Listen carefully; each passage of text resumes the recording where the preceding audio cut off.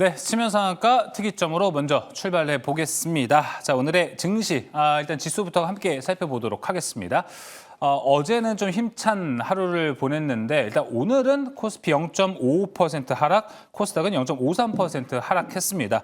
어제 뭐 이제 코스피 2% 그리고 코스닥 거의 3% 가까이 올랐던 이 수치를 생각한다면 오늘은 그래도 좀 건전한 조정이 아니었나, 오늘이 좀 기회장일 수 있었나, 다양한 좀 우리가 투자 아이디어를 찾아볼 수 있지만 일단은 좀 찬물을 끼얹어진 것. 또 이번 주는 어떤 변동성이 나올 것인지 이에 대한 이야기를 특이점 통해서 함께 나눠보도록 하겠습니다. 자, 오늘 함께할 매니저부터 소개하겠습니다. 화목팀 나왔습니다. 이가람 매니저, 조기준 매니저, 김응태 매니저 나왔습니다. 어서 오세요. 안녕하십니까. 네. 자, 어제 상승에 대해서 좀 아쉬울 수 있어요. 하지만 이가람 매니저는 오늘 시장은 좀 어떻게 바라봤는지 궁금합니다. 한 줄 평 들어볼까요? 오늘의 한줄 평은요. 자중해입니다. 자중해. 자중해. 자중해. 트럼프하고 일론 머스크가 좀 자중 좀 하면 좋을 것 같다라는 생각을 해봅니다. 네. 자꾸 그들의 말 한마디에 미국도 멀쩡하고 중국도 멀쩡하고 관세 부과하겠다라고 나왔던 중국은 오히려 멀쩡하게 버텼는데 왜 우리가 빠져야 되는지 이해가 안 되는 그런 시장을 겪고 있습니다. 근데 그거는 우리뿐만 아니라 미국장도 좋다라고 하지만 실상을 들여다보게 되면요. 미국장도 최근에 상당히 안 좋습니다. 많이 올라간 종목들이 결국 올라가는 것만 올라가지 내려가는 종목이 굉장히 안 좋기 때문에 결국 미국장도 트럼프와 일론 머스크가 좀 자중해 주기 시작을 해야 미국장 자체도 좋아질 것 같고 글로벌 증시가 한 번 더 좋아지지 않을까라고 생각을 하기 때문에 네. 미국 사람들도 결국 증시에 민감한 만큼 좀 우리나라도 좀 증시에 좀 민감한 나라가 되면 더 좋을 것 같습니다. 네. 말 한마디 한마디에 주가가 왔다 갔다, 섹터가 왔다 갔다 막 이러기 때문에 좀 자중해 이런 것도 좀 필요한 것 같습니다. 자, 이어서 조기준 매니저님 오늘 장 한 줄 평 먼저 들어보도록 하겠습니다. 네, 1988년도 이문열의 소설이 갑자기 생각납니다. 추락하는 건 날개가 있다. 그런데 이 추락하는 게 날개도 있는데 주식도 있는 것 같습니다. 날개가 없는 주식이 추락을 하고 있습니다. 바이오주가 추락하고 있고 또 오늘 방산주가 추락하고 있고 그래서 네. 날개 없는 주식이 이렇게 추락할 수 있구나. 네, 얼마까지 빠질지는 잘 모르겠습니다. 근데 지금 이제 바이오주들부터 시작해서 2차 전지 하락 끝난 상태에서 바이오와 방산주가 또 떨어지면서 시장의 악재 요인인데 좀 그만 떨어지고 또 반등 다시 비상을 했으면 좋겠다라고 생각이 듭니다. 예, 알겠습니다. 근데 조기준 매니저님 추가적으로 궁금한 건 이렇게 좀 대세 섹터가 급락을 했을 때 새로운 주도주가 좀 나타나기 마련이거든요. 조기준 매니저님 좀 예상을 하고 있는 데가 있나요? 촉이 오는 곳? 일단은 뭔가 그 갈 데가 지금 이제 그 주변 테마주들, 소형주들 뭐 오늘 뭐 드론도 있고 뭐 그렇지만은 결국에는 큰 자금은 반도체로밖에 갈 데가 없지 않을까라는 생각이 듭니다. 그러니까 과거에 그냥 반도체 HBM이 있다면 지금은 그냥 삼성전자를 필두로 해서 그냥 삼성전자의 어떤 수급이 좋아진다면 삼성전자가 올라가면서 하이닉스를 끌고 올라가지 않을까. 그래서 갈 때는 딱 두 군데밖에 없다. 삼성전자, 하이닉스 외에는 네. 없어 보인다라고 말씀드리겠습니다. 알겠습니다. 자, 이어서 김응태 매니저님은요. 오늘 한 줄 평 어떻습니까? 저는 사실 오늘 시장을 좀 접하면서 오늘만 같아라라고 좀 느꼈거든요. 어떤 의미예요, 이거는? 뭐 일단은 오늘 시장에서는 수급적인 측면에서는 뭐 외국인들이 빠져나가는 모습이었지만은 오늘 대부분 종목들 중에서 지수는 이제 약보합인데도 불구하고 종목 개수는 상승하는 종목들이 더 많았습니다. 예. 그만큼 대형주 위주로서 좀 조정받는 모습이었고 시가총액 상위 종목들 중에서 오늘 알테오젠이 마이너스 10% 떨어지다 보니까는 2차 전지와 제약바이오가 조금 조정받으니까는 지수가 좀 밀렸던 뿐이었지. 방산과 2차 전지, 제약바이오 제외하고는 일반 업종들이 오늘 좀 상승하는 모습을 많이 보여왔어요. 물론 이제 일론 머스크에 대한 이제 어떤 이제 발언으로 인해서 특정 섹터가 갑작스럽게도 올라오는 모습을 보였는데 그거 말고는 어쨌든 간에 제가 바라보고 있는 시장표 자체가 워낙에도 테마성이 강한 시장이었고 저는 조금 무거운 종목보다는 좀 가벼운 종목들을 선호하는 이제 시장이다 보니까는 아무래도 오늘 시장은 어제와 좀 비롯해서 좀 계좌가 조금 살아나고 있다라고 좀 느꼈기 때문에 그래서 뭐 물론 시장에 대해서 전반적인 뷰 자체는 좀 무거운 종목들은 다소 좀 침체되는 분위기지만 그래도 일반 업종들이 살아나고 있다라는 건 좀 긍정적으로 바라봐도 될 거다라고 보시면 될 것 같습니다. 네, 오늘 대표적인 하락 섹터를 좀 제외한다면 많은 섹터, 많은 종목이 올랐던 걸 이걸 또 김웅태 매니저는 오늘 시장에서 긍정적으로 본 요소라고 이야기해줬습니다. 알겠습니다. 자, 오늘 장 한 주평 모두 들어봤고요. 자, 이어서 바로 오늘의 특이점 통해서 내일의 시장 전략 하나하나씩 수립해 보도록 하겠습니다. 오늘의 첫 번째 특이점 열어주시죠. 자, 어제 이 노스볼트의 파산 이 이야기 때문에 2차 전지의 섹터가 전반적으로 좀 잘 올라가는 모습을 보여줬습니다. 그뿐만 아니라 어제뿐만 아니라 지난주 3, 4거래일도 이어졌기 때문에 최근 5거래 2차 전지는 바닥에서 좀 올라온 모습이 나타났는데 오늘은 조금 하락하는 모습, 오늘은 좀 조정을 받은 모습이었습니다. 하지만 이 모습은 바닥을 좀 다졌는가 이것도 궁금하고 앞으로 우상향 추세를 좀 가져갈 수 있을지 혹은 또 섣부른 예상일지 다양한 이야기 한번 나눠보도록 하겠습니다. 먼저 이가람 매니저님. 네. 어제까지만 해도 2차 전지 분위기가 너무 좋아서 와 이제는 좀 올라가려나라고 생각이 들었는데 오늘 상승 릴레이는 끝이 났습니다. 오늘 하락의 원인이 따로 있었다고 보십니까? 사실 오늘의 하락의 원인은 뭐 크게 저는 없지 않았나라고 생각을 합니다. 물론 이제 뭐 테슬라가 어저께 좀 약세 마감이 되었기 때문에 그에 따라서 약간 수급적으로 밀렸다라고 볼 수가 있겠고 그동안 좀 많이 올라왔던 영향이 있었다 보니까 더 이상 올라가야 될 이유가 또 없어서 밀린 게 아니었나라고 생각을 해보고 있습니다. 일단은 또 2차 전지 관련해서 전 사실 원래 이것 때문에 좀 올라갈 수 있지 않을까 싶었는데 반대로 시장은 좀 오늘 2차 전지에 대한 약세 매도가 나타나줬는데요. 잠깐 화면 좀 보게 되면 오늘 새벽에 나왔던 뉴스였습니다. 캘리포니아 주지사가 이 트럼프가 전기차 세액공제를 없애버리면 우린 그거하고 상관없이 캘리포니아주에서는 우리가 주겠다 그 얘기를 했는데 결국 미국은 연방정부이기 때문에 주별로 각각에 대한 걸 다 정할 수가 있습니다. 그래서 정부에서는 이거 안 주겠다라고 했지만 이거를 캘리포니아에서는 줄 수 있다라고 하는 건데 이것 또한 또 되게 재미있는 조항 중에 하나가 캘리포니아 주지사 같은 경우는 공화당 사람이 아닙니다. 반대편에 있는 사람인 건데 그리고 캘리포니아에 테슬라가 전기차를 만들고 있어요. 그런데 불구하고 트럼프가 전기차 세액공제 없애고 자기네가 주게 되면 테슬라는 제외하겠다라는 게 또 나왔습니다. 그래서 테슬라가 어저께 내려갔던 이유 중에 하나가 이런 것도 있는 거 아니었겠느냐라는 코멘트가 있었는데 오히려 테슬라 내려갔지만 그거 이외에 다른 전기차 종목들은 대부분 다 올라갔고 이런 것만 보더라도 이 전기차 관련된 보조금을 모두 없앤다는 정책은 좀 불가능하지 않겠느냐라는 코멘트와 그거 이외에 이제 세액공제 관련해서 뭔가 크게 다룬다는 것 자체가 좀 부담스러울 것이다라는 코멘트가 나왔다 보니까 다른 종목의 강세가 더 나타났던 것 같고요. 다만 이제 국내 증시는 어떻게 보게 되면 좀 기대감을 줄 수 있었던 캘리포니아 주지사의 뉴스에 불구하고 오늘 좀 약세가 나왔습니다. 근데 차트를 보게 되면 오늘은 내려갔지만 사실 이게 오늘만 내려간 거고요. LG엔솔을 보게 되면 LG엔솔 지금 보이시나요 이거? 이거 지금 양봉이요. 6개가 떴습니다. 맞아요. 6개가 연속으로 뜨고 지난번 상단 자리까지 다 올라오고 난 다음에 42만 원대 자리 저항 맞고 오늘 오랜만에 음봉이 나온 거예요. 그만큼 지금 2차 전지가 바닥으로부터 굉장히 많이 올라왔다. 많이 올라왔는데 이거를 더 뚫고 올라가기 위한 이슈와 모멘텀 거래가 있었겠느냐를 생각해보게 되면 아직은 없다라고 보여지거든요. 그쵸. 그래서 위에서 박스를 만들기 위한 매도였다라고 보여지고 ETF로 보게 되면 지금 2차 전지 탑 10을 봤을 때 똑같이 아래에서 바닥권 반등이 나타나줬고요. 반대로 인버스 보게 되면 2차 전지가 내려갈 때 올라간 인버스도 고점을 찍고 연일 약세가 쭉 내려왔던 모습이 있어요. 이만큼 2차 전지의 반등이 굉장히 잘 나온 것이었고 인버스가 21선 반등을 보였거든요. 그만큼 이제 기술적으로 이제 2차 전지의 전반적으로 종목들이 약간 저항을 맞을 수 있는 자리까지 올라왔기 때문에 그래서 밀린 거지 뭔가 큰 문제가 있어서는 아니다. 다만 이쪽에서 과연 더 뚫고 올라갈 만한 이유가 있겠느냐에 대해서는 조금 고민은 필요할 것 같고요. 저는 그래서 2차 전지 종목들은 내려오면 사야 되는 게 맞다고 보고 있고 이것처럼 박스 상단까지 올라오게 되면 비중을 축소하고 내려왔을 때 다시 비중을 확대하는 전략이 가장 좋지 않을까라고 말씀을 드리겠습니다. 네, 그럼 차트를 본 김에 이가람 매니저님 추가적으로 궁금한 건 LG 에너지 솔루션이 박스권의 주가 흐름이 앞으로 좀 나타난다면 네. 37만 원의 저점 그리고 네. 42만 원의 고점 정도로 좀 생각을 하면 좋을까요? 네, 저는 그 박스는 당분간 이어지지 않을까라고 생각하고 있고요.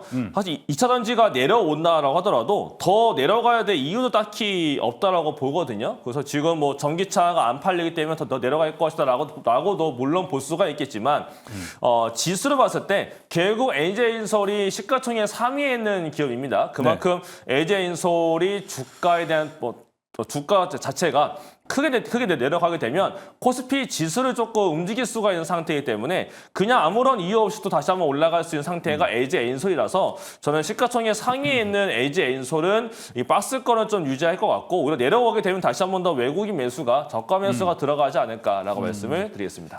알겠습니다. 자, 그러면 조기준 매니저님, LG 에너지 솔루션을 제외하고도 2000년대 다양한 종목들이 많습니다. 근데 최근에 다 좋은 흐름을 어느 정도 좀 보여줬는데요. 뭐 캐즘 그리고 뭐 트럼프 리스크 다양한 것들이 있지만 그것들을 이겨내고 지금 그래도 바닥권은 형성을 좀 했다고 보십니까?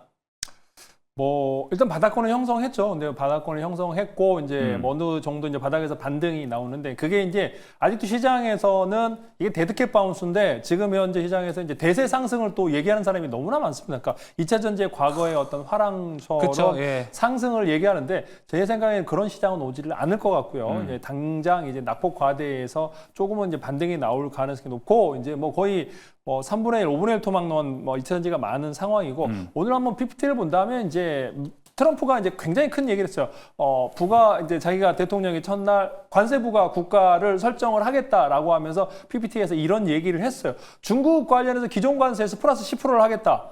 그 다음에 이제 멕시코에다가 25%, 캐나다에다가 25% 하는데, 멕시코에는 특히 펜타닐이라든가 마약 유입이라든가 불법 이민자 단속을 지속적으로 하겠다. 그러면서 이제 오늘 뭐 펜타닐 마약 관련해서 이제 비마약 종목에 하나 상을 쳤는데 그 현재 잘 보시면 여기에 이제 전기차 관련해서 100% 관세와 더불어 중국에서 리튬이온 25%. 근데 생각보다 배터리 부품이라든가 리튬이온 25%는 작더라고요. 철강도 25%고 근데 이제 50%가 이제 반도체와 태양전지. 그러니까 이런 쪽을 이제 비중을 높이면 우리나라의 태양전지 관련주도 의외로 또 수혜가 그러니까 중국 관련 제품을 철강이라든가 이런 거 놀렸을 때 이제 우리나라가 약간은 수혜가 볼 수 있는 이 업종도 있지 않을까라는 측면으로 보시면 될 것 같고 그래서 10%를 올렸을 때 이제 중국과 이제 싸움이 시작되는구나 이제 카운터 펀치를 먼저 날렸고 잽을 먼저 날렸다고 보죠 카운터 펀치는 아니고 잽을 날렸고 이제 중국이 어떻게 반응하냐에 따라서 이제 서로 싸움은 시작될 거고 그런 싸움 속에서 이제 멕시코, 캐나다 전 세계를 상대로 이제 관세를 부과할 거고 과연 한국과 일본은 어떻게 할 거냐 관세 부과를 할 거고 결국에는 이제 우리 국방 관련해서도 그러고 무기를 사달라 뭐 이런 요구를 할 거고 한국에는 이제 여러 가지 주한미군 관련부터 시작해서 요구할 사항이 있으니까. 그런데 그래도 이제 전 세계 이제 중국과 캐나다와 이제 관세를 하면서도 또 이제 일본과 한국은 또 필수적으로 이제 필요한 부품이 있거든요. 품목들. 그쵸. 그래서 그런 쪽에서는 호재가 나올 거고 아마 그래서 약간은 이제 의외로 좀 기회는 있을 거다. 너무 두려워할 필요는 없다라는 측면으로 좀 보시면 될 것 같고 2차 전지는 제가 생각했을 때 이제 그런 측면과 플러스 저는 지금 이제 바닥은 찍었는데 지금 전통적으로 지금 이제 우리 각형, 파우치형 그래서 노스볼트의 파산은 일단 부품업단에서는 아니고 이제 셀업체들, 그러니까 LG 에너지 솔루션이라든가 삼성 SDI라든가 SK 온 정도는 수혜가 예상되는 거거든요. 왜냐면 경쟁 회사가 없어졌기 때문에. 근데 부품단에서는 이제 납품 회사가 하나 사라졌기 때문에 제가 보기에는 수혜는 당장은 아닐 것 같은데 중요한 거는 LG 에너지 솔루션하고 삼성 SDI하고 이제 이쪽이 실제적으로 수혜가 되는 건 삼성 SDI는 각형, 그러니까 노스볼트가 각형을 만들어서 BMW 아우디에다가 납품하기로 했기 때문에 그와 관련된 수주 모멘텀은 삼성 SDI로 당장은 올라갈 가능성이 계약이 바로 나올 가능성이 높아 보인다는 측면으로 보시면 될 것 같고 저는 이제 2차 전지 시장은 이제 새롭게 열린다고 하면 이제 테슬라가 주도하고 있는 46 원통형 그러니까 테슬라가 이제 이게 출력이 이제 굉장히 높게 나온다고 하잖아요. 5배 이상 출력이 나오기 때문에 이제 46 원통형으로 해서 출시되는 차들이 실제적으로 이제 주행거리가 높고 출력이 높다고 하면 오늘 벤츠 테슬라 차가 겨울철에 25% 이제 그 실제로 나오는 것보다 주행 거리가 줄어든다고 하는데 지금 이제 LG는 5%에서 10% 이내로 줄어든다고 하거든요. 그래서 과연 46과 원통형에서 NCM으로도 했을 때 얼마만큼 LG 에너지 솔루션이 납품을 하고 그와 관련 출력이 잘 나온다. 출력이 정말 5배 나오고 주행 거리가 더 길다라고 하면 제가 생각에는 2차 전지의 다른 새로운 이제 상승 모멘텀은 46 원통형에서 시작하지 않을까라는 생각을 해보고 있습니다. 알겠습니다. 그러면은 조기준 매니저님 한 가지 더 보자면 4680이 원통형으로 본다면은 우리나라에서는 대표적으로 좀 LG 에너지솔루션을 들 수 있다고 볼 수 있을까요? 저 LG 에너지솔루션 직접 그러니까 수주를 했고 지금 현재 내년에 이제 지금 양산을 시작해서 내년부터 올해 12월부터 시작해서 양산해서 납품을 할 거다라고 하고 있으니까 네. 지금 현재 이제 테슬라 입장에서도 보면은 LG 에너지솔루션 수주를 하겠고 또 LG 그러니까 테슬라에서 기가팩토리로 생장하는 468 원통형의 LG 에너지솔루션의 수요를 못 따라고 가격이 안 되고 있으니까 임직원들한테 LG 에너지솔루션만큼 못 만들면 너네들 자르겠다라고 공언을 했다고 보시면 그만큼 LG 에너지솔루션 기술력이 우수하다라고 보시면 될 것 같고 그와 관련된 밸류 체인을 살펴보면 되지 않을까라는 생각을 해보고 있습니다. 예, 알겠습니다. 자, 지금 채팅창에 천사유용님께서 조 대표님 설명이 제일 알아듣기 쉽게 깔끔하셔요라고 이야기해 주셨습니다. 오늘은 저도 방금 얘기해 주신 게 귀에 쏙쏙 박혀갖고 정말 이해가 딱 됐습니다. 그리고 지미님도 조 대표님은 뒷심이 강하죠 호호 이렇게 올려주셨습니다. 지금 조기준 매니저님의 인기가 채팅창에 상당히 많은데 자, 여러분 김응태 매니저, 이가람 매니저의 팬분들도 지금 채팅창 빨리빨리 오셔가지고 매니저님들 응원의 채팅도 함께 올려주시면 더욱더욱 좋을 것 같습니다. 자, 그럼 이제 김응태 매니저님 LG에너지솔루션 이야기가 나온 김에 쭉 가보도록 하겠습니다. 여기가 일단 지금 되게 긍정적인 모멘텀은 여러 가지가 있어요. 근데 당장의 4분기 실적 뚜껑을 열어보면은 적자가 나올 거래요. 그러다 보니까 이걸 지금 들어가 마라 이런 좀 생각도 들긴 합니다. 근데 또 증권가에서는 중장기적으로는 좋다고 합니다. 지금 되게 애매한 포지션에 있지 않을까라고 네. 생각이 들어요. 어떻게 생각을 좀 하시나요? 결국에는 살 놈은 사라. 네. 그거 아닙니까? 실적은 안 좋은데 중장기 좋다. 그러니까는 네. 사고 싶으면 사라. 근데 사기 싫으면 말아라. 결국에는 그런 꼴이에요. 그러니까 지금의 2차 전지에 대한 흐름도가 굉장히 긍정적 시각으로 바라보는 사람들이 있는 반면 또 어느 정도는 또 부정적인 시각으로 바라보고 있는 사람들이 있기 때문에 제가 과거에 이제 알테오젠 관련돼서도 이제 금방 나왔을 때 설명했지만 어느 누군가가 답이 될 수는 없다. 아, 맞아요. 내가 믿고 있고 내가 신뢰하고 내가 좀 공부를 하고 그거에 대해서 알고 있다면은 그거 믿고 쫓아가도 된다. 하지만 거기에 대한 선택은 본인들에 대한 몫이다라고 보시면 될 것 같아요. 그래서 따라서 2차 전지도 마찬가지로 저는 굉장히 긍정적으로 봐요. 네. 긍정적으로 보는데 손이 안 나가는 건 사실입니다. 왜냐면은 이미 한번 실적은 또 다 두드려 맞았기 때문에 지금에서는 적자폭은 이제 줄어들고 있긴 하겠지만은 아직까지 사실 LG 에너지솔루션도 일단 수주 계약을 했지만은 아직까지 납품을 하지 않고 있다는 점. 그게 이제 딱 기준을 잡았을 때에 대한 모습인데 그 전후로 했을 때는 실적은 안 좋지만은 앞으로 납품했을 때에 대한 성사가 그 다음부터 실적이 나올 거기 때문에 거기에 대한 기대침을 가져간다 그러면은 지금부터 매수를 하는 거고 나는 실적을 보고 가겠다 하신 분들은 지금은 조금 기다리다 참고 있다가 실적 나오고 나서부터 그때 대응해도 늦지 않을 거라 보기 때문에 둘 중에 대한 이제 포지션은 본인들의 판단에 맞춰서 하면 될 것으로 보여지고요.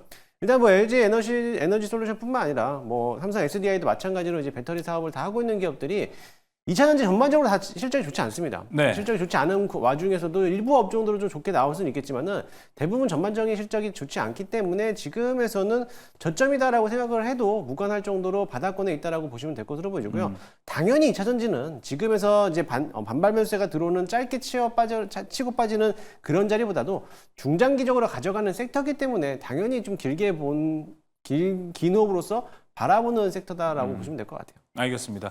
중장기에는 동의를 하시는 것처럼 네. 좀 느껴졌습니다. 알겠습니다. 자, 그럼 이가람 매니저님, 지금 우리가 오늘 미국에서 나온 이슈를 아까 말씀해 주셨습니다. 캘리포니아주에 대한 건데 여기서 테슬라 빼고라는 이야기를 했잖아요. 네. 이런 게 좀 하나하나씩 생기다 보면은 왠지 국장에서는 테슬라 관련주, 아닌주 이렇게 나눠질 가능성도 있지 않을까 좀 생각은 들거든요.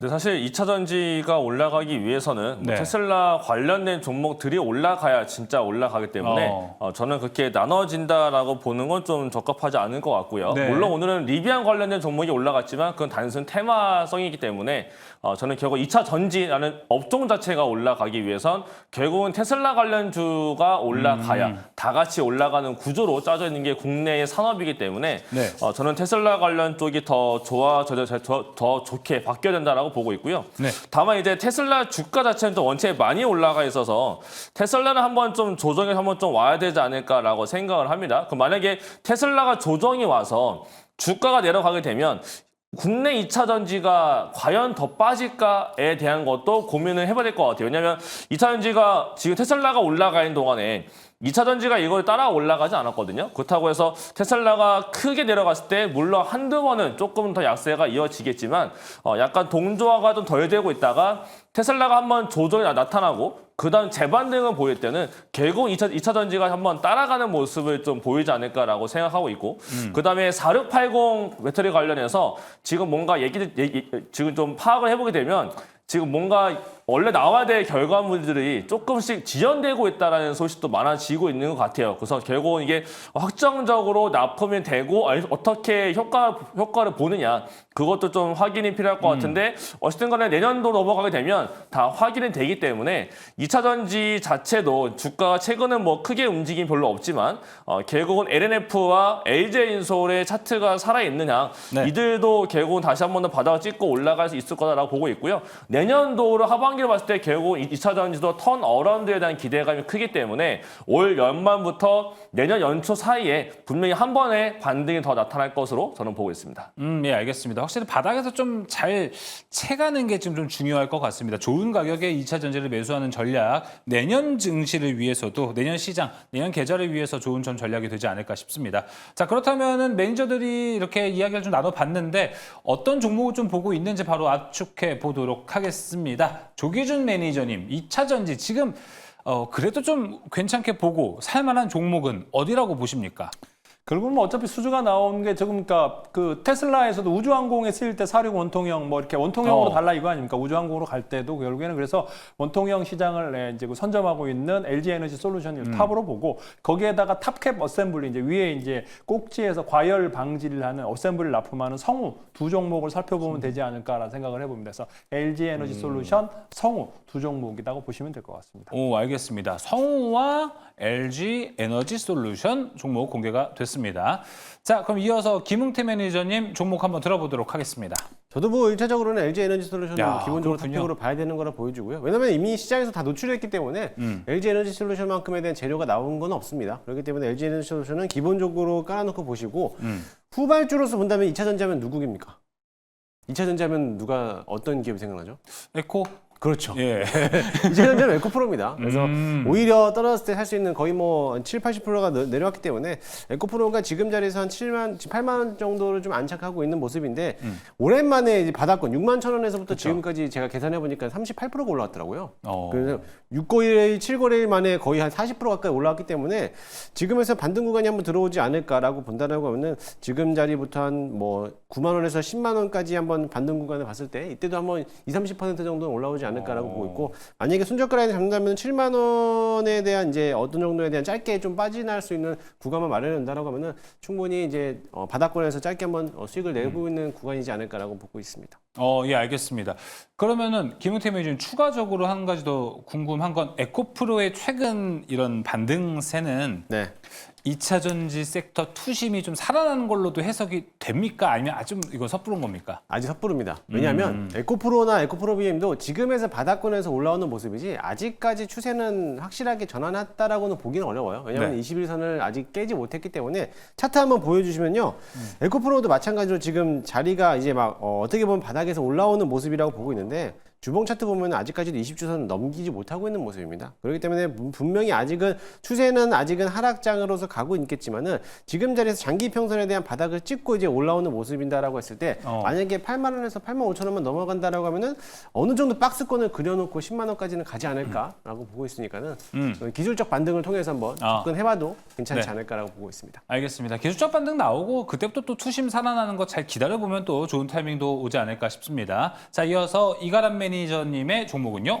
저도 뭐 똑같은데요. 네. 당연히 LG엔솔부터 봐야 된다고 보고 있고 LG엔솔이 올라가야 다른 배터리 종목도 올라갈 수가 있기 때문에 무조건 LG엔솔이 빠지지 않고 버티면서 올라가 줘야 된다는 게 필요해서 LG엔솔부터 보셔야 될 것 같고 그다음에 최근에 대부분 다 저가를 한 번씩 깨고 올라왔는데 유일하게 최근 저가를 안 깼던 게 LG엔솔하고 LNF가 저가를 안 깨고 지금 반등을 주고 있습니다. 그 얘기는 저점 자체를 조금씩 올려놓고 있는 상황이기 때문에 이것도 잠깐 차트 보게 되면 LNF가 저점을 조금씩 올리고 있거든요. 네. 그렇다는 거는 다른 배터리 관련 종목들보다는 강하다라고 좀 볼 수가 있습니다.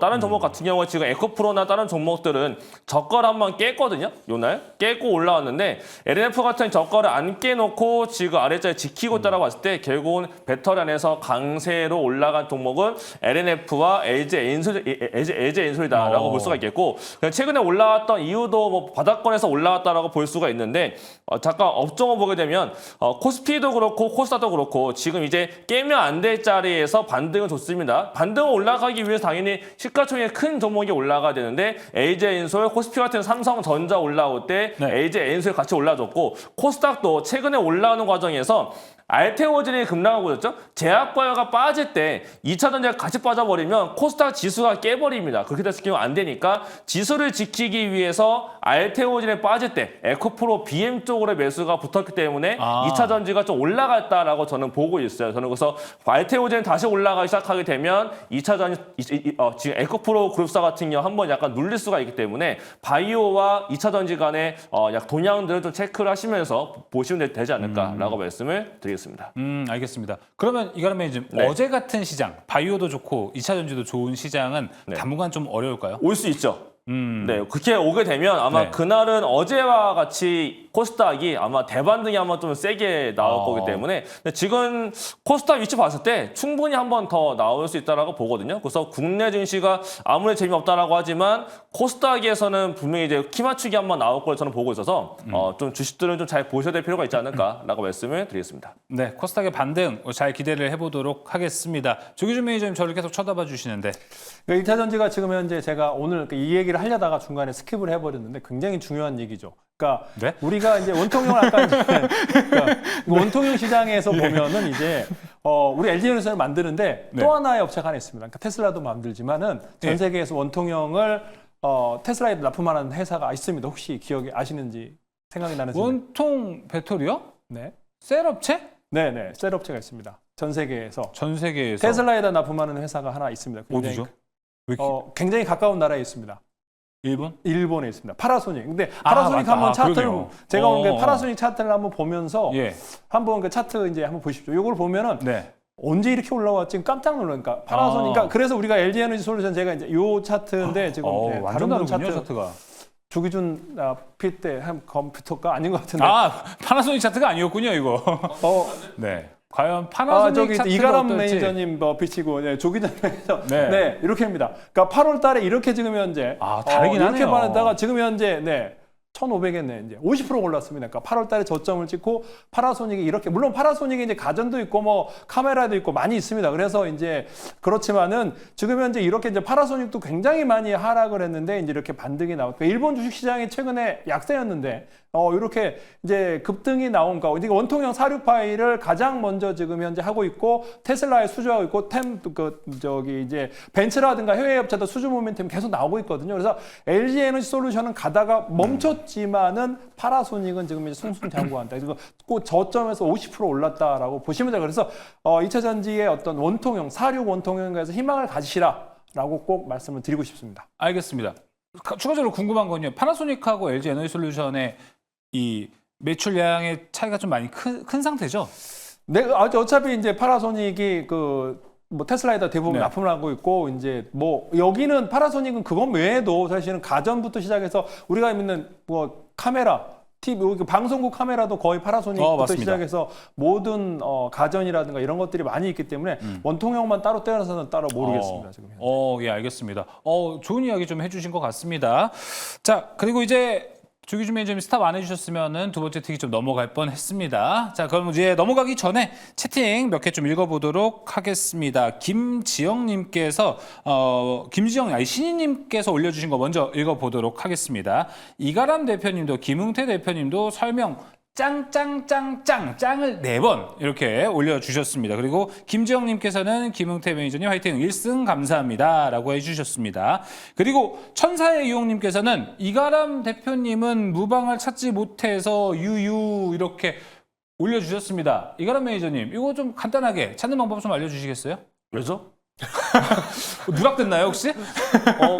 글쎄요. 그냥 유튜브에다가 제 이름을 검색하시면 항상 나오는데 네.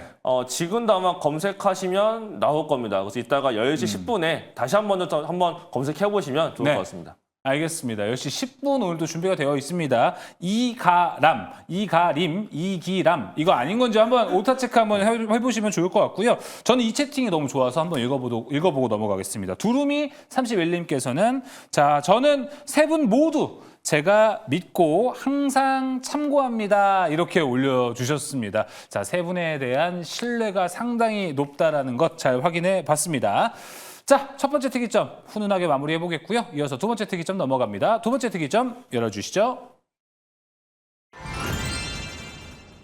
이제 새벽에 자율주행 버스가 첫 출발을 한다라고 합니다. 도봉산 광역 환승센터에도 출발을 하고 이런 것들이 이제 점차 늘어나면은 참 좋은 세상이 되겠다. 회식 오래 할 수 있겠다. 이런 좀 생각도 듭니다. 자, 이뿐만 아니라 일단 테슬라에서 이제 FSD V13 최신 버전이 이제 또 출시가 됩니다. 바로 내일 모레인데요. 여기에 대한 이벤트 전략도 자율주행으로 이제 한 번 더 갈 수 있을지 다양한 이야기 나눠보도록 하겠습니다. 자, 오늘 조기준 매니저님이 맛깔나게 설명을 잘 해주고 계신데 역시나 자율주행하면 또 조기준 매니저님이기 때문에 바로 가보도록 하겠습니다. 자율주행 일단은 지금 이벤트가 준비가 되어 있습니다. 근데 이벤트가 이제 오늘부터 달리기 시작했거든요. 네. 새벽 버스를. 그다음에 이제 지금 야간 버스는 다녀요. 그러니까 뭐 노선에서 뭐 홍대 입구부터 시작해서 뭐 동대문 시작 그렇게 해서 시내가 다니고 있는데 이제 새벽 버스 새벽에 3시 30분부터 이제 확장을 한다라는 거죠. 그러니까 그렇게 이제 자율주행 버스가 올해 다니기 시작하면서 실제로 이제 시내 도심 주행을 하면서 달리기 시작하는데 3시 30분부터 도봉산부터 시작해서 이제 굉장히 자율 환승 세타를 중요한 거는 이게 고속도로를 달린다는 게 아니죠. 잘 보시면 여기 이제 A160인 것 같은데 여기에 보면 굉장히 망치가 또 굉장히 큰 부품을 달고 있더라고요. 망치, 이게 이제 예. 라이다라고 하거든요. 그러니까 이게 이제 라이다인데 그러니까 레이더가 있고 라이다가 있는데 이게 이제 라이다 제품으로 해서 이게 몇백만 원 합니다. 근데 제 생각에는 이 중국산 같아요. 제가 우리나라의 라이다는 굉장히 작은데 네. 굉장히 부피가 큰 것 같습니다. 이 차가 그래서 중국산에서만 넘어온 차가 아닐까라는 생각이 드는데 중요한 거는 이제 고속도로가 아니고 이제 시내를 달린다 보면 신호등이 있어야 되거든요. 그러니까 교차로라든가 이런 것들을 다 자율주행의 모든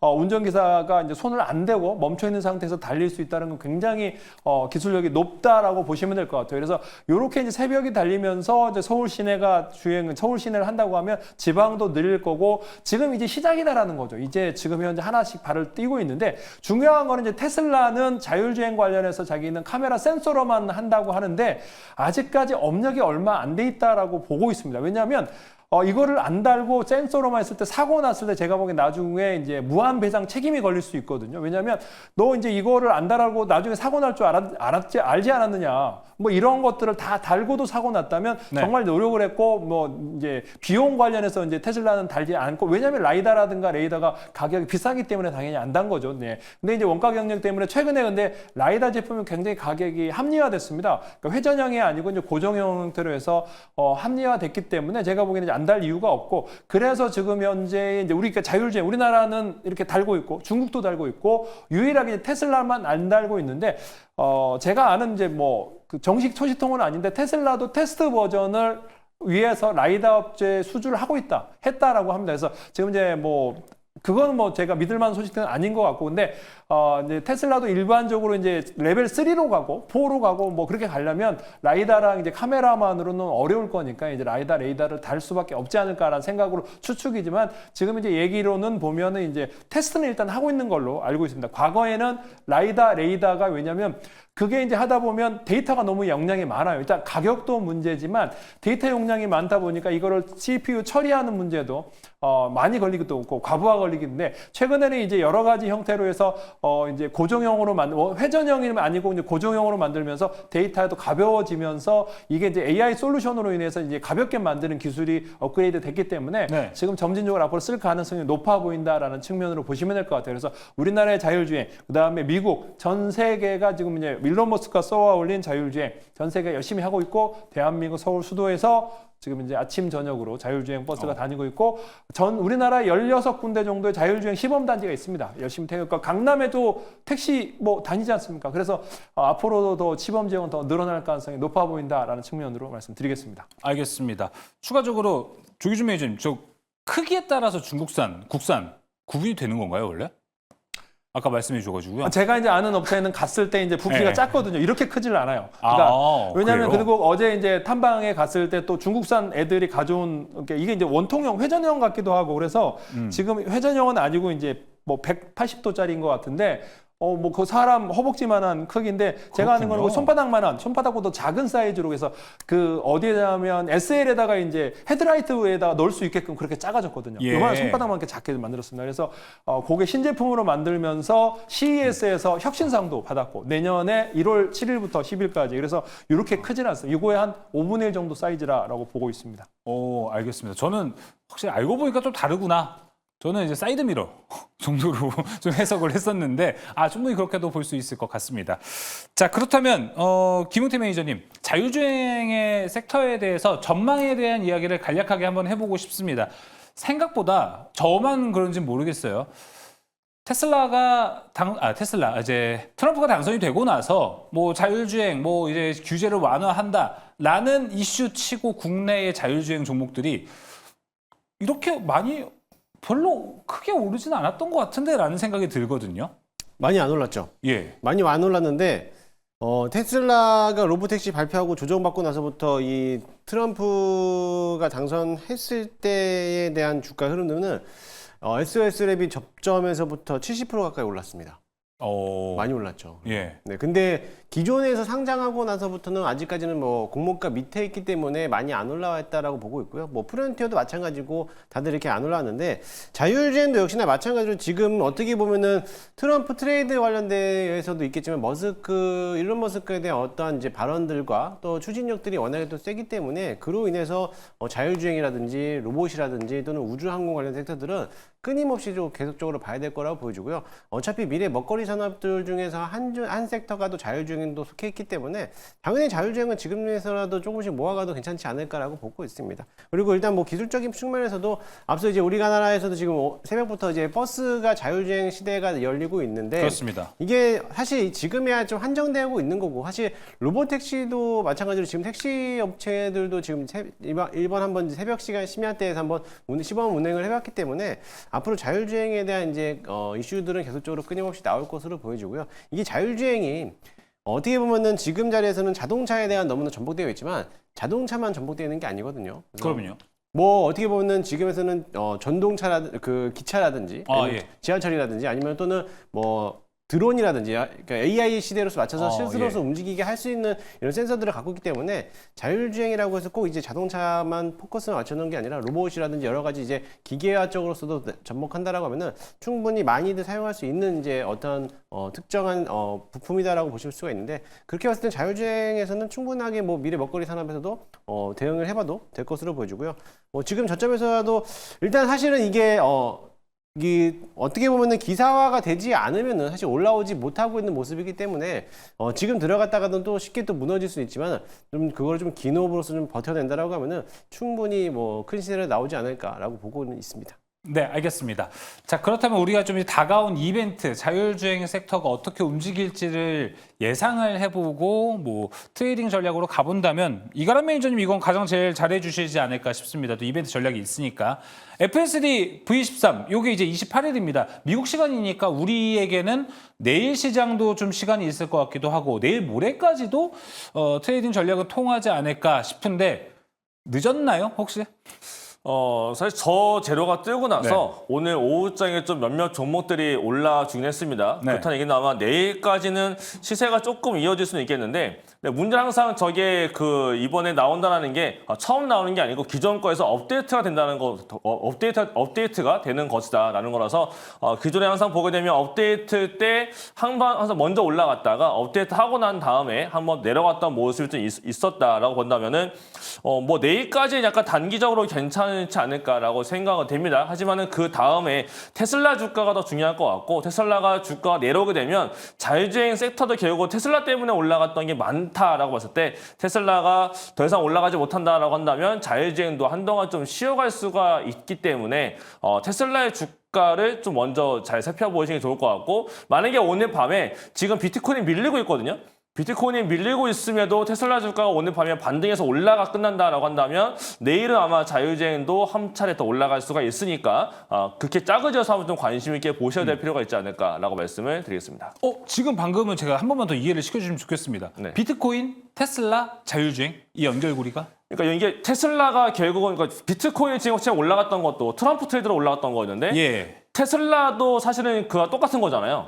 같이 올라갔었단 말이죠. 그쵸. 근데 지금 비트코인이 지금 실시간 밀리고 있어요. 좀 6% 정도 꺾였어요. 맞아요. 좀 많이 밀리고 있는데 네. 9만 1000까지 밀렸거든요. 지금 보니까 네. 밀렸는데 만약에 이렇게 되면은 트럼프 트레이드가 조금 종료되는 거 아니냐가 됐을 때 테슬라가 밀릴 수가 있어요. 예. 그럴 경우는 국내 자율주행이 올라갔던 이유가 테슬라에 대한 기대감은 올라갔고 테슬라 주가가 계속 올라가다 보니까 따라 올라왔던 게 있는데 지금 자율주행과 상관없이 테슬라 주가가 빠지게 되면 따라 올라왔던 자율주행도 조금 소강 상태로 갈 수가 있기 때문에 그냥 단순히 테슬라가 올라가야 따라 올라갔던 게 있다는 거고 대신에 지금 자율주행 관련해서 확실하게 좀 규제를 많이 풀어주려고 하는 미국이다라고 본다면 결국은 자율주행도 눌렸을 때 저점에서는 또 사야 되는 종목이지 않을까라고 말씀을 드리겠습니다. 알겠습니다. 저점에서도 물려도 저점에서도 온다면 우리가 좀 노려볼 만한 종목들. 그럼 지금 바로 종목 이야기를 좀 들어보도록 하겠습니다.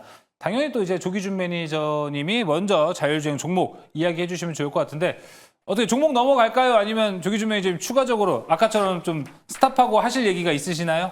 할 얘기는 뭐 이제 강남역에 자율주행차가 뭐 서너 대밖에 안 달리는데 연말에 이제 좀 더 늘렸으면 좋겠다. 그러니까 연말에 왜냐면 택시들 정말 안 잡히거든요. 그래서 연말을 그건 그렇습니다. 네, 그래서 연말에 이제 택시 좀 늘렸으면 좋겠고 종목은 이제 저는 이제 먼저 말한다면 SOS랩을 가장 아까 라이다 우리나라에서 상장돼 그렇죠. 있는 라이다는 SOS랩, 그다음에 레이더는 스마트 레이더 시스템 이렇게 보시면 될 것 같고 차트상으로도 지금 이제 이게 11,500원 공모가인데 그 밑에서 해결하고 거래되고 있고 약간 라이다가 지금 현재 드론도 필요하고요. 그다음에 이제 물류 로봇도 라이다를 답니다. 그러니까 뭐 5천만 원에서 1억 정도 물류 로봇에서도 들어가고 로봇과 자동차 그다음에 드론에 모든 곳에 다 들어가고 산업 현장에도 들어가거든요. 주차 현장에서 야외 주차할 때 지금 이제 김해공항에서 수주 8억에다 했는데 넓은 면에 어디가 비었는지를 파악하는 게 이제 라이다로 파악을 한다고 하거든요. 그래서 김해공항 같은 데서 파악을 했다면 김포공항이라든지 공항에서 주차하면 몇 개 비었는지 어느 차선에 비었는지를 알려주는 게 수주가 나오지 않을까라는 생각도 들기 때문에 라이다의 활용도는 무궁무진하다. 그다음 산업 현장에서 사고 포스코에서도 지금 현재 계속 불이 나고 있는데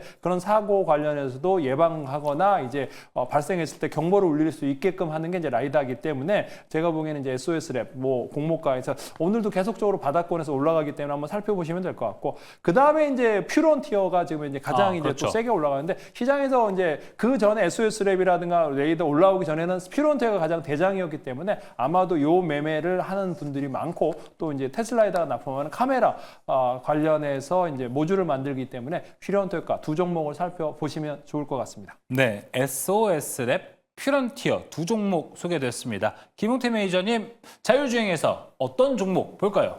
저도 뭐 첫 번째는 SOS랩이고 두 번째는 라이콤. 지난번에 이제 편입했다가 좀 잘라다 나왔던 종목이긴 한데 예.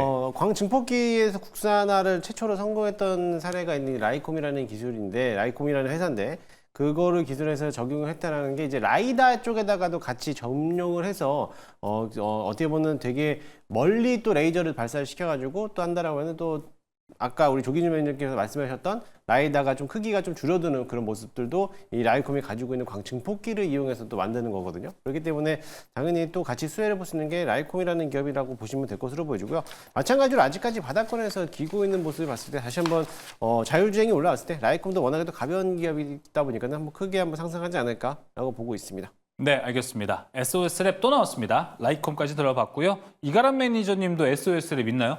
아니요, 저는 다른 거를 말씀을 드리겠습니다. 너무 좀 종목이 좀 겹치면 안 되기 때문에 네. 다른 걸 퍼트려 본다면 넥스트 칩이라는 기업이 있는데 넥스트 칩, 예. 이 기업은 국내 기업뿐만 아니고 글로벌 고객사가 상당히 많고 하반기와 그다음에 내년도 넘어가게 됐을 경우에 아마 해외에서의 수주가 더 올라올 것으로 좀 전망이 되고 있는 기업입니다. 카메라 쪽에서 굉장히 중요한 역할을 할 걸로 기대가 되고 있는 종목이고 최근 주가가 좀 많이 올라와 있지만 한번 눌렸을 때도 관심 있게 봐야 되지 않을까라고 생각이 들고요. 그다음에 제가 지난번에도 한번 언급한 적이 있는 스마트 레더 시스템도 계속 관심 있게 좀 봐야 될 것 같습니다. 아무래도 미국 쪽에서 실제 사업을 하고 있고 수급버스에 들어갔기 때문에 미국에서 수급버스에서 한번 더 중요한 역할을 하지 않을까 싶고 그다음에 미국의 국방부하고도 사업을 하기 위해서 미국에다가 지금 법인도 하나 설립을 해놨기 때문에 국내보다 미국 창에서의 성장세가 나타날 수 있다라고 했을 때 스마트 레더까지 보시면 좋을 것 같습니다. 알겠습니다. 스마트 레이더 시스템 넥스트 칩까지 이야기를 들어봤습니다. 이 가람에 지금 추가적으로 질문 하나만 가보도록 하겠습니다. 제가 자율주행하면서 넥스트 칩이라는 종목을 솔직히 좀 오랜만에 봤어요. 네. 그러니까 넥스트 칩 하니까 연결고리들이 있는 종목도 아시죠? 이제 칩스 앤 미디어, 텔레칩스 이렇게 가는데 제가 오랜만에 지금 칩스 앤 미디어 차트를 봤는데 네. 많이 올라왔네요. 이거 지금 자율주행의 수혜를 받고 있다라고 해석을 해도 되나요? 글쎄요. 많이 올라왔다라고 하기에는 그동안 빠진 게 너무 커서. 그렇긴 하죠. 네. 하지만 이건 지금 자율주행 때문에 물론 올라간 것도 있겠지만 그냥 저가 매수가 좀 일부 들어왔던 게 있지 않았을까라고 좀 생각이 들고 있고 최근에 또 퀄컴 관련된 얘기도 좀 약간 돌고 있는 것 같긴 했었는데 일단 그보다는 약간 저가 매수 정도가 좀 들어와 있는 상태이지 않을까라고 생각이 들고 있고요. 그다음에 어저께 보니까 자동차에서 미국 내에서 차량용 반도체 기업들이 좀 강세가 나왔습니다. 그래서 아마 국내에서도 그와 좀 같은 현상이 한번 나타났던 게 아니었을까. 네, 그 정도로 말씀을 드리겠습니다. 알겠습니다. 넥스트 칩 스마트 레이더 시스템까지 들어보면서 두 번째 특이점도 같이 마무리해 보도록 하겠습니다. 이어서 세 번째 특이점 넘어갑니다. 세 번째 특이점 열어주시죠. 자, 어제 이제 머스크가 이제 국방 예산 삭감을 언급했고요. 이스라엘과 헤즈볼라 휴전 합의에 대한 다양한 이슈들, 이런 이슈들이 나오면서 휴전과 종전 이 사이로 가고 있는 전 세계 민속촌이 좀 되고 있는 것 같습니다. 이렇다 보니까 어제부터 방산주들이 급락하는 모습이 좀 나타났습니다. 방산에게 종전, 휴전은 악재다라는 게 일단 먼저 지금 인식이 좀 되어가고 있는 것 같습니다. 김용태 매니저님, 네. 지금 방산주 접근이 게 아니죠. 대응이 더 중요할 것 같습니다. 방산주를 가지고 있는 분들 같은 경우는 좀 당황스러운 이틀이 됐을 것 같습니다. 어떤 좀 대응이 필요할까요? 저도 오늘 방산주가 오늘 내려가는 거 보면서 이렇게까지 내려갈 이유가 있을까라고 좀 굉장히 좀 황당했는데. 그렇죠. 뭐 현대로템뿐만 아니라 LIG 넥스원도 마찬가지고 우주항공 관련된 종목들도 오늘 대부분 조정을 좀 세게 나왔던 것 같습니다. 아무래도 이 머스크에 대한 한 말 때문에 이제 방산업종들이 좀 타격을 받지 않았나라고 보고 있는데 사실 이 F-35기는 엄청나게 차세대 전투기로서 이제 5세대 전투기에서는 가장 뛰어난 전투기인데 그거 가지고 또 그렇게까지 얘기할 수 있을까라고 생각했을 때 머스크라면은 그렇게 할 수 있어. 또 일리는 갑니다. 근데 하지만 지금 시대에서 당장에 대한 무인기를 또 전복했을 때 유인기를 대체했을 때는 상당하게 뒤떨어지는 게 무인기이기 때문에 거기에 대한 물론 이제 미래지향적으로 생각해 본다라고 하면은 어떻게 보면 무인기가 조금 더 나중에는 더 보편화되겠지만은 지금의 시기로 봤을 때는 아직은 한참 또 멀고 있는 게 무인화 시기가 되지 않을까라고 보고는 있습니다. 근데 방산주들도 마찬가지로 지금에서는 이미 한번 우리나라 방산주들이 지금 어떻게 보면은 이 머스크에 대한 F-35에 대한 이야기가 나오면서 이제 오늘은 드론 관련된 섹터들이 올라왔는데 그렇죠. 사실 방산이 이게 지금 전투기만 방산하는 게 아니거든요. 왜냐면은 전차도 있고 이제 자주포도 있고 여러 가지 또 이제 미사일 시스템도 있기 때문에 그런 측면에서 봤을 때 오늘까지에 대한 낙폭이란 거는 좀 과도하게 떨어졌다라고도 볼 수가 있겠고요. 일단은 수주에 대한 기대감으로서 그만큼 올라오긴 했지만은 오늘 기관이나 외국인들이 대거 많이들 팔았기 때문에 어떻게 보면 또 시즌이 아웃이 될 수 있다는 모습도 보일 수는 있습니다. 근데 이게 시즌이 아웃이라는 게 단순히 주가가 이제 이제는 하락세만 나타난다라는 게 아니라 어차피 수주는 계속적으로 나올 거고 이제 우크라이나와 러시아에 대한 전쟁은 종전이 됐을 때 유럽 국가들에 대한 유럽연합에 대해서도 어느 정도 방산에 대해서 국내 우리나라 방산업체들에게다가 또 어떻게 보면 이제 수주를 또 제시할 수 있기 때문에 지금에서는 당분간은 좀 쉬어간다 하더라도 기간 조정이 나올 수 있을 뿐이지 이 과도한 낙폭에 대해서는 어느 정도 다시 한번 뭐 늦어도 내년도에 다시 한번 이런 수주 내용이 나온다면은 반등하지 않을까. 왜냐면은 지금 LIG 넥스원도 지난 6월 7월 중순부터 해서 한 달 반 동안 30% 정도 내려왔거든요. 네. 마찬가지로 지금 자리에서도 단기적으로서 조금 한 20% 정도 내려왔지만은 마찬가지로 이런 한 달 반 동안에 대한 긴 조정 받았을 때도 다들 이게 방산 끝나는 거 아닌가라고 다들 이렇게 얘기를 했단 말이죠. 예. 그런데도 불구하고도 이제 다시 한번 신고가를 갔듯이 마찬가지로 지금은 단순하게 좀 쉬어가고 있는 모습일 뿐이지 아마 다시 한번 또 방산에 대한 수주 내용이 또 유럽 국가들을 통해서 나온다라면은 다시 한번 또 반등이 나오지 않을까라고 보기 때문에 혹시라도 고점에서 보유하시는 분들이라면은 내가 좀 장기적으로서 포트를 구성한다라고 하시면 좀 길게 끌고 와도 괜찮을 거라 보여주고 네. 나는 조금 이제 짧게 치고 들어갔는데 좀 물렸다 하신 분들은 비중을 축소해서 나중에 이제 반등 나올 때 그때 또 다시 한번 재매수 관점으로서 접근해도 괜찮을 거라고 좀 보고 있습니다. 좋은 전략이 될 것 같습니다. 쉽게 보면은 우리가 단기간에 주가가 좀 빠질 때 피크아웃 아니야? 이런 의혹을 좀 던질 수 있는데 방사는 피크아웃이라기보다는 지금까지 올라갔던 주가, 매출, 영업이익들이 좀 반영이 거의 다 된 상태 그리고 추가 수주들을 좀 기다려야 되는 쿨타임이 좀 필요한 시기 이런 거 아닐까 좀 싶습니다. 자, 그렇다면 방산주에 대한 전망, 접근에 대해서 이제 김웅태 매니저가 이야기를 해줬는데 이가람 매니저님. 아까 제가 이제 조기준 매니저님한테 질문을 했던 건데 방산 같은 주도 섹터가 막 달려가다가 좀 이탈을 하다 보면 새로운 주도 섹터가 하나 나오지 않을까요? 이런 질문을 했었습니다. 오프닝에. 저는 혹시 이게 드론이 되지 않을까 이런 생각도 드는데 드론은 근데 또 걱정되는 게 너무 좀 작아요. 이쪽은 사이즈가. 그러다 보니까 오늘 좀 올랐던 것만으로는 기대하기 어렵나? 이런 생각이 듭니다. 저도 드론은 너무 좀 기대를 크게 거는 건 좀 무리다라고 보고 있고요. 네. 물론 이제 우주항공 같은 경우는 미국 나사랑 그다음에 스페이스 X에다 직접 납품하는 기업이 국내에 있습니다. 하지만 지금 미국의 드론, 그다음에 해외 나가는 드론 쪽에서 봤을 때 아직 우리나라는 약간 또 기술 자체가 조금 모자란 부분이 있고 상장사 안에서 뭔가 조금 더 주도적 끌고 올라갈 수 있을 만한 그런 종목은 그닥 없지 않을까라고 생각을 하고 있고요. 실제로 지금 대형주들이 오히려 더 기술 자체가 더 좋은 모습이기 때문에 네. 시가총액이 작은 중소형의 드론 종목들은 그렇게까지 퍼지는 거는 좀 무리가 될 것 같습니다. 일단은 이것 또한 미국 쪽을 먼저 보고 와야 될 것 같은데 네. 미국도 방산, 그러니까 국내의 방산주들은 이번에 처음 밀린 겁니다. 처음 밀렸는데 미국의 가장 방산 쪽에서 크다라고 볼 수 있는 로키드 마틴 같은 경우는 10월 중순부터 꺾였어요. 이때부터 내려와서 트럼프 때 잠깐 올라가더니 결국은 또 내려와 있거든요. 그래서 결국은 로키드 마틴 같은 경우도 미국의 방산주가 올라갔다라고 하지만 실제 방산주들은 그렇게까지 못 올라갔던 상태였었고 로키드 마틴뿐만 아니라 지금 헤리스나 아니면은 RTS 이런 종목들도 주가 자체가 방산 종목들은 올라가지 못했었고 결국 그동안 올라갔던 건 우주항공이 올라가면서 최근에 로켓랩 같은 경우도 올라갔던 모습이 컸었고요. 그래서 로켓랩이나 이런 종목이 올라가다 보니까 우주항공 쪽이 올라갔었고 얘가 올라가서 지금 조비 에비에이션이라고 해서 UAM 드론 관련된 종목이 있는데 예. 이 종목 또한 어저께 처음 올라간 게 아니라 우주항공이 올라갈 때 같이 올라가다가 어저께 뉴스 붙으면 세게 올라갔습니다. 근데 국내 같은 경우는 드론주들이 이렇게 뭔가 역할을 잘 못해주고 있고 시가총액 자체가 원체 작은 종목들이 그쵸. 더 많다 보니까 오늘은 물론 이제 많이 올라갔던 종목 중에 하나가 JCON 시스템도 있지만은 이거는 드론으로 올라갔다기보다는 다른 재료로 올라갔던 모습이 좀 있었고요. 그냥 테마 종목이었던 네온테크 이런 종목도 올라는 가긴 했는데 얘네들이 주도적으로 드론주가 세게 올라가는 거는 아마 내일 정도면 단계에 끝날 수도 있지 않을까라고 생각을 하고 있고 네. 방산주가 밀렸다라고 해서 그 수급이 다른 데로 가기보다는 일단 일부 차익 실현 해놓고 대부분 다 현금을 좀 쥐고 있지 않을까 싶습니다. 그러고 난 다음에 방산주를 다시 한 번 더 하던 아니면 자금 자체가 방산하고 묘하게 조선이 엮여 있거든요.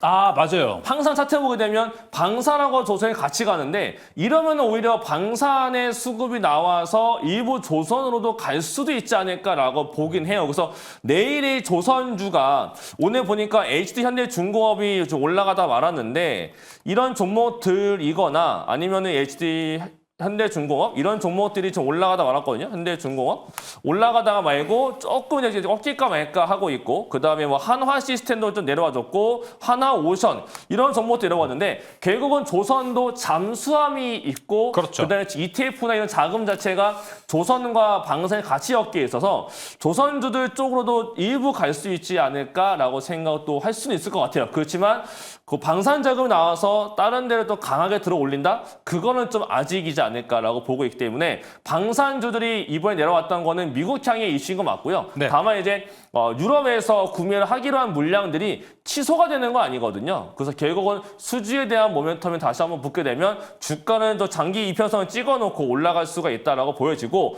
그다음에 로템 같은 경우는 어저께 MSCI 편입이 됐죠. 편입이 된 날부터 밀렸는데 오늘까지 밀렸다. 일정상 굉장히 묘한 겁니다. 대놓고 패야지 때려야지 하락으로 빼야지라고 맘먹고 있었는데 일정상 밀렸다라고도 보이기 때문에 낙폭 과대 구간에서 다시 한 번 더 들어올 수 있을 것을 보고 있고요. 5만 원짜리부터는 다시 한 번 더 좀 바닥을 다지는 모습을 보이지 않을까라고 말씀을 드리겠습니다. 네, MSCI 또 편입. 요것도 믿고 있었습니다. 이 부분도 잘 체크해 보시면 좋을 것 같고요. 네, 조기준 매니저님은 일단 방산에 대해서는 지금 되게 많은 분들이 어려워할 것 같습니다. 단기적으로 이렇게 빠지다 보니까 이게 저가 매수가 맞는 건지 좀 추세적으로 앞으로 하락을 할 건지 알 수가 없는 시점이거든요. 그러다 보니까 오히려 방산이 쉬면 재건이 좀 움직이지 않을까 이런 생각도 듭니다. 종전, 휴전이 가까워질수록 재건은 좀 움직일 확률이 있지 않을까. 재건 쪽 전략은 어떻게 생각을 하시나요? 뭐 재건적 전략은 저는 계속 좋게 봅니다. 근데 네. 재건 관련해서 너무 소형주들이 올랐고 이제 그런 소형주들 안에서도 우리나라에서도 잘 모르는 모듈 회사들이 이제 뭐 상한가를 치고 올라가는데 실제적으로 해외에서 갔을 때 이제 그 세계 기업에서 레퍼런스가 없는 그런 세계 회사들과 경쟁을 해야 되거든요. 우리나라만 그렇죠. 갈 게 아니고 많은 건설 회사가 갈 텐데 그런 쪽에서 우리나라 이름도 없는 저희도 잘 모르는 회사가 갑자기 상한가를 치고 그랬다 해서 수주 모멘텀은 없을 거다. 사무실을 차렸다고 그래서 거기가 수주가 나올 가능성은 전혀 없고요. 결국에는 이제 중대형사들 이제 컨소시엄으로 갈 거고 현대건설 뭐 그다음에 DLENC라든지 삼성물산을 끼고 갈 수밖에 없고 그런 회사랑 협업하고 있는 회사들 부품단 애들 그러니까 뭐 소재단 그다음에 의외로 나중에 보면 시멘트까지도 좋아질 가능성이 높아 보인다는 측면으로 보시면 될 것 같고 방공 제가 좀 얘기할 때는 이제 방산 관련해서는 사야 된다는데 그러니까 종목을 얘기하면서 하나만 설명드릴게요. 좋습니다. 저는 이제 뭐 항공우주랑 그다음에 이제 LIG 넥스원을 사야 된다고 생각하는데 홈페이지 한번 들어가면 항공우주가 이제 그 항공기를 만들기도 하고 KF-21인가요? 만들기도 하고 LIG 넥스는 유도무기를 만드는데 이 회사의 홈페이지를 한번 들어가 보면 LIG 넥스원에서 그러니까 군용 드론을 굉장히 많이 만듭니다. 우리가 그러니까 지금 현재 이제 민수용 드론이 아니라 홈페이지를 한번 보여주시면 될 것 같은데 두 회사들 한번 보시면은 이제 탑재 하이브리드 수송용 드론부터 시작해서 이제 수소 드론, 군임 자폭 드론부터 시작해서 이렇게 보시면 스텔스 무인기까지 이렇게 만들고 있고요. 항공 우주에서도 보면 네, 이렇게 수직 이착륙 무인기부터 시작해서 헬기 그 다음에 이제 이런 식으로 무기나 신호 기술까지 해서 다용도 무기 체계를 만들고 있다라고 보시면 될 것 같아요. 그래서 항공우주가 이제 밀리거나 LIG 넥슨이 밀리면 한번 저가 매수 찬스로 보셔도 좋을 것 같다라는 생각이 들고 있고요. 그래서 근데 이제 방산주들이 많이 오른 게 현대 로템과 하나 시스템, 하나 에어로스페이스 이 세 종목이 많이 올랐기 때문에 그 세 종목은 좀 더 조정이 나와야 되고 실질적으로 지금 현재 항공우주나 LIG 넥슨은 제가 보기에는 많이 빠졌기 때문에 박스권 하단에서 매수 가능할 구간이겠다라는 생각이 듭니다. 네, 알겠습니다. 방산에 다양한 종목들이 있지만 현재 조금 더 과하게 올라간 종목보다는 이미 조금 같이 네임밸류를 같이 하고 있지만 조금 더 저렴한 위치 LIG 넥슨과 한국항공우주 소개가 됐습니다. 이가람 매니저님 종목이 없음이라고 써 있군요. 당분간은 좀 보는 거는 위험하다.